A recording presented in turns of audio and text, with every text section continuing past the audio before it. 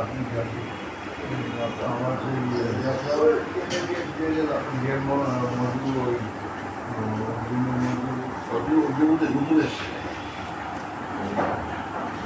যা আপনি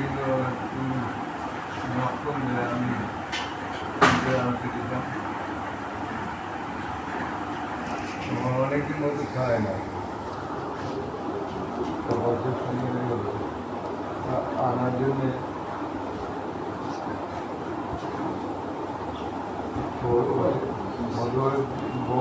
তো খেতে গিয়ে ভিজে গেলাম আমরা খাওয়ারের টাইমে আমাদের 8টার সময়